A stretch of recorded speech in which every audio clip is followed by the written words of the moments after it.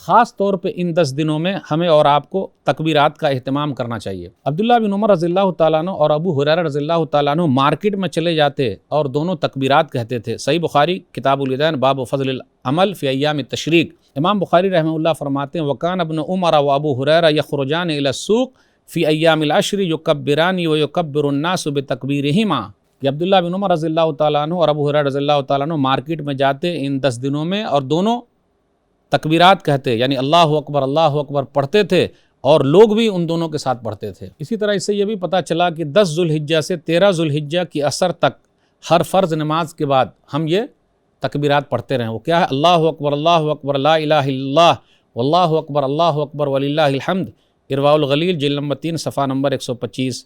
عمر رضی اللہ تعالیٰ عنہ، علی رضی اللہ تعالیٰ عنہ، عبداللہ بن عباس رضی اللہ تعالیٰ عنہ اور عبداللہ بن مسعود رضی اللہ تعالیٰ عنہ وغیرہ سے یہ ثابت ہے۔ ھذا ما عندی واللہ اعلم بالصواب۔ وَتَعَاوَنُوا عَلَى الْبِرِّ وَالتَّقْوَى، نیکی اور تقوی کے کاموں میں تعاون کرو، سپورٹ کرو، ہیلپ کرو۔ تو میں آپ تمام ناظرین کو یہ دعوت پیش کر رہا ہوں کہ اس چینل کے لیے جس قسم کا آپ تعاون پیش کر سکتے ہیں ضرور کیجئے، اس لیے کہ یہ تعاون علی الخیر ہوگا۔